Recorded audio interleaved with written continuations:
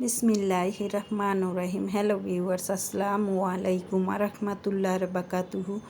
আমার আপু ভাইয়ারা কেমন আছেন? আশা রাখছি যে যেখান থেকে আমার ভিডিওটা দেখছেন বা দেখবেন সবাই সুস্থ আছেন, ভালো আছেন। আলহামদুলিল্লাহ, আল্লাহর অশেষ রহমতে প্রতিদিনের মতন চলে আসলাম আরেকটা নতুন রেসিপি নিয়ে। একেবারে সহজ একটা রেসিপি, এটা সবাই পারে, তারপরে এতটা মজা হয়েছে যে না শেয়ার করে পারলাম না। তাই এটা হলো আমার বারান্দায় ছোট্ট একটি বাগান করেছি, আর সেই বাগানের পুঁই শাক দিয়ে, কাঁঠালের বিচি দিয়ে, আর আলু দিয়ে, চিংড়ি মাছ দিয়ে রান্না করেছি। তাই এই তো আমার ছোট বারান্দার কিছু পুঁই শাক আমি ওখান থেকে নিয়ে আসছি কেটে। আর আমার হাতটা দেখে কেউ অবাক হবেন না, আমি মেহেদি বেটেছি, তার জন্য আমার হাতটা এরকম লাল হয়ে আছে। তাই পুঁই শাকগুলো আমি এখন কেটে ধুয়ে পরিষ্কার করে নেব, এবং এর সাথে আমি একটা আলু দিয়ে নিয়েছি আর কিছু কাঁঠালের বিচি নিয়ে নিয়েছি। তাই কাঁঠালের বিচিটাকেও আমি এরকম মাঝখান দিয়ে একটা টুকরা করে নিয়েছি। চলে যাচ্ছি মূল রান্নাতে। এখানে আমি প্যানটা বসিয়ে দিয়ে দিলাম পরিমাণ মতো তেল, এবং আমার হাতের এক মুঠি পেঁয়াজ দিয়ে দিলাম 1 টেবিল পরিমাণ রসুন কুচি দিয়ে এখন একটু পেঁয়াজ আর রসুনটাকে হালকা একটু নরম করে ভেজে নেব। কথা বলতে বলতে ভিডিওটার এই পর্যন্ত আমার আপু ভাইয়ারা যদি ভিডিওটা দেখতেছেন অথচ ভুলে গিয়েছেন একটা লাইক দেওয়ার জন্য, প্লিজ একটা লাইক দিয়ে দিবেন আর আমার ভিডিওটা কন্টিনিউ করবেন।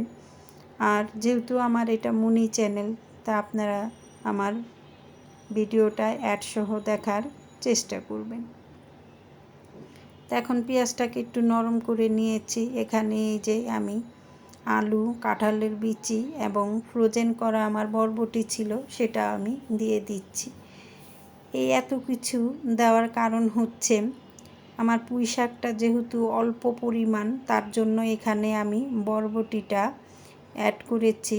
তা আপনারা চাইলে এই বরবটিটা স্কিপ করতে পারেন। যাই হোক, এখন আমি আলু আর কাঁঠালের বিচিটা, যেহেতু একটা শক্ত সবজি, তার জন্য এই দুইটা আগে দিয়ে দিলাম, দিয়ে ঢাকনা দিয়ে ঢেকে একটু তেলে ভালো মতো ভেজে নিলাম। এখন এখানে অ্যাড করে দিব মশলা বলতে আমাদের রান্নাঘরে যে সমস্ত মশলাগুলো থাকে সেগুলোই দিয়ে দিচ্ছি। তা আদা রসুনের পেস্ট, হলুদের গুঁড়ো, মরিচের গুঁড়ো, ধনিয়ার গুঁড়ো, জিরার গুঁড়ো দিয়ে এখন আমি এখানে হলো চিংড়ি মাছ দিয়ে যেহেতু রান্না করব, তো চিংড়ি মাছের যে মাথা আর পাগুলো থাকে সেগুলো আমি একটু পাটায় পিষে নিয়ে এটার রসটা নিয়ে নিয়েছি। আপনারা এই কাজটা অবশ্যই করবেন, তাহলে কিন্তু চিংড়ি মাছের কিন্তু ঘ্রাণে কিন্তু একবার মৌ মৌ করে, আর অল্প চিংড়ি মাছ দিয়েই কিন্তু এই রান্নাটা সেরে নিতে পারেন। তাই এর সাথে আমি কিছু পানি দিয়ে দিলাম, এবং এই যে পরিমাণ মতো লবণ দিয়ে ঢাকনা দিয়ে ঢেকে এখন মশলাটাকেও কষিয়ে নেব, এবং আলু আর বিচিটাও কিছুটা সিদ্ধ হয়ে আসবে। এখন কষানোর পরে এই পর্যায়ে আবার একটু নেড়ে চেড়ে দিচ্ছি। এখন এখানে অ্যাড করে দিব ধুয়ে রাখা চিংড়ি মাছ। তো এখানে আমার কাছে অল্প কিছুই চিংড়ি ছিল, আর চিংড়িগুলো মিডিয়াম সাইজের চিংড়ি। তাই দিয়ে এখন আমি একটু ভালো করে মশলার সাথে নেড়ে চেড়ে তারপরে এখানে অ্যাড করে দিব আমার গাছের পুঁই শাক। তা পুঁই শাকটা কিন্তু একবারে ফরমালিন ছাড়া আপনারা চেষ্টা করবেন। এই পুঁই শাক হতে কিন্তু বেশি জায়গা লাগে না। ছোট যে 5 লিটারের তেলের বোতলগুলো আছে, ওই জারগুলোর মধ্যেই কিন্তু আপনারা এরকম বাসায় যখন আপনারা পুঁই শাক এনে খান, ওখান থেকে 2টা ডগা যদি আপনারা লাগিয়ে দেন, অনায়াসে কিন্তু সুন্দর পুঁই শাক আপনারাও খেতে পারেন ফরমালিন ছাড়া। তা যাই হোক, কথা বলতে বলতে পুঁই শাকটা দিয়েও একটু ভালো মতো কষিয়ে নিলাম। এই পর্যায়ে এখন আমি দিয়ে দিব হলো বরবটিগুলো। ফ্রোজেন করা বরবটি ছিল, তার জন্য সেটা আমি লাস্টের দিকে দিয়ে দিলাম।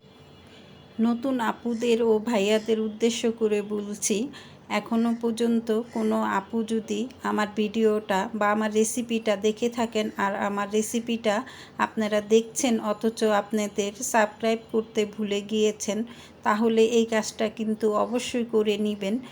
যারা নাকি এখনও পর্যন্ত আপনারা আমার ভিডিওটা নিয়মিত দেখেন বা মাঝে মধ্যে দেখেন কিন্তু সাবস্ক্রাইব করতে ভুলে গিয়েছেন, তারা সাবস্ক্রাইব করে দিবেন আর পাশে থাকা বেল বাটনটা অন করে দিবেন। আর হলো আমার কমিউনিটিতে ছোট করে একটা হাই হ্যালো লিখে যাবেন, যাতে করে আপনাদের আবার আমি ব্যাগ দিতে আমার সুবিধা হয়। যাই হোক, কথা বলতে বলতে কিন্তু আমার হয়ে গেল চিংড়ি মাছ দিয়ে পুঁই শাক এবং কাঁঠালের বিচি দিয়ে রান্না। কেমন হলো আমার এই রেসিপিটা কমেন্ট করে জানাবেন। একবারে সহজভাবে করে দেখানোর চেষ্টা করলাম। সবাই সুস্থ থাকবেন, ভালো থাকবেন। আল্লাহ হাফেজ।